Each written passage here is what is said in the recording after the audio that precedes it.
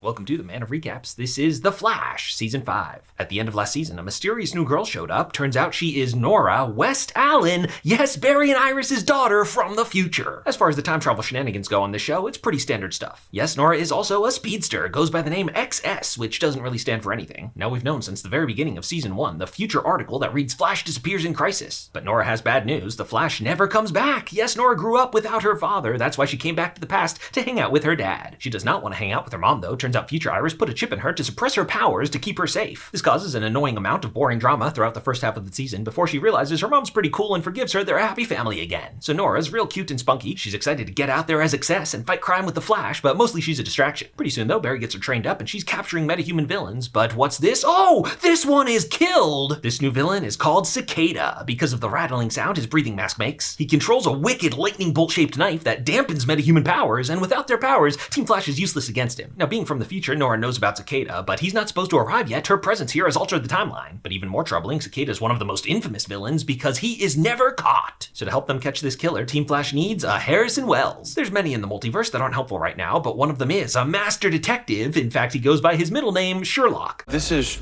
Sherlock Wells. Look. Sherlock, L-O-Q-U-E, Sherlock in French. They soon discover that on the night of the Enlightenment, shards from DeVoe's satellite hit various pieces of technology, infusing them with dark matter, turning them into meta-tech. And so, once again, the various villains of the week were accidentally created by Team Flash. This is where Cicada's dagger came from too. That night he and his niece got blown up, the dagger landed in his chest, making him a metahuman fused with it. His niece Grace got hit too. She's in a coma now, and he's vowed to kill all metahumans to take vengeance. Now remember last season, the Thinker took away Caitlin Snow's Killer Frost powers, and turns out her powers didn't come from the particle accelerator explosion. Killer Frost has been a part of her since childhood.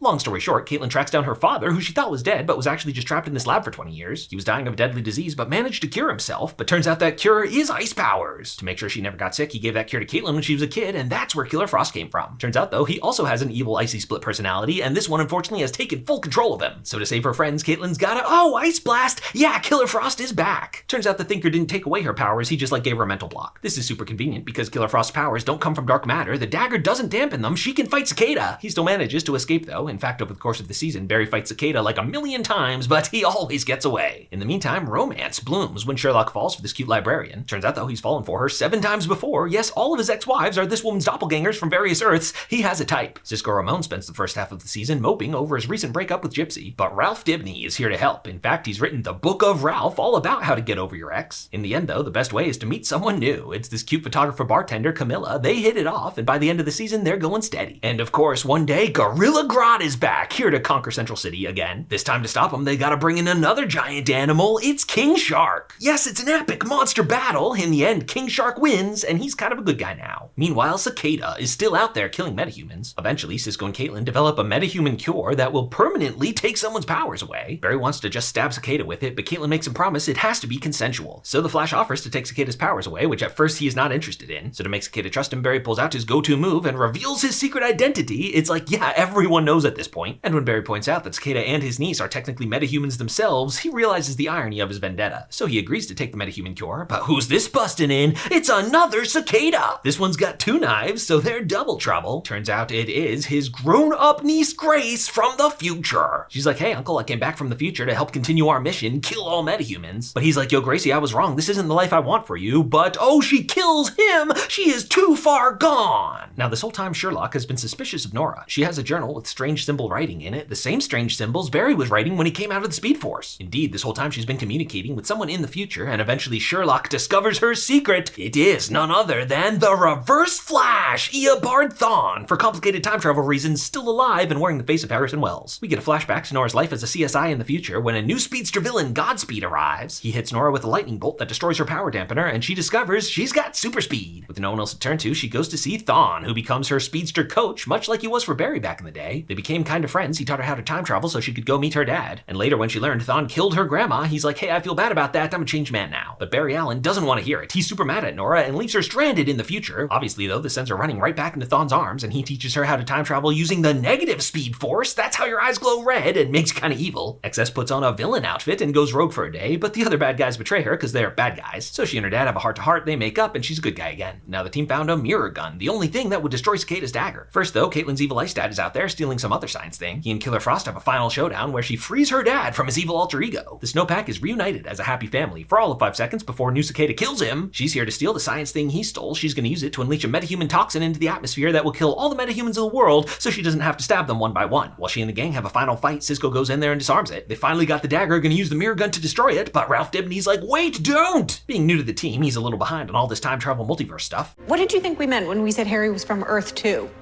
That he is from Earth also. But it's Ralph who figures out Thawne's master plan. See, the thing dampening his power in the future is Cicada's dagger. This whole time he's been manipulating Nora to go back there so they can destroy it. So the gang tries a new approach and gives the metahuman cure to Kid Grace. But as long as the dagger exists, it won't take hold because of the shrapnel in her head. So eventually the Flash has no choice. He's got to mirror gun the dagger. Boom! Evil dagger destroyed, removing evil Grace from the timeline. Unfortunately, this means the dagger's erased from the future, and just before his execution, Thawne's got his powers back. Because they figured out his plan, the good guys run here to stop him, and they have a little speedster chase for a while. Eventually, Thawne's captured, but wait, what's happening to Nora? All the shenanigans has changed the timeline too much. This version of adult Nora is being erased. The only way to stop it is to hide her in the negative speed force, so while Barry runs off to do that, the reverse Flash, Eobard Thawne, is free once again. The negative speed force is not a happy place to be though, so Nora bails, like, hey, I'd rather be erased from the timeline than be consumed by hate. So it's a super sad family hug, Mom, Dad, I'm so glad I got to know you, as Nora disintegrates, erased from the timeline. So as season 5 is wrapping up, Cisco's been doing some serious soul searching. He's decided he doesn't want to be Vibe anymore. He takes the metahuman cure, excited to live his life from now on without powers. And with all these changes to the timeline, the crisis that Flash disappears in is coming sooner. Yes, next season, it's Crisis on Infinite Earths, and that's how season 5 comes to an end. If you like this recap, hit that subscribe button for more of the best recaps of TV and movies. And if you loved this recap, check out the join button and support the channel as a member.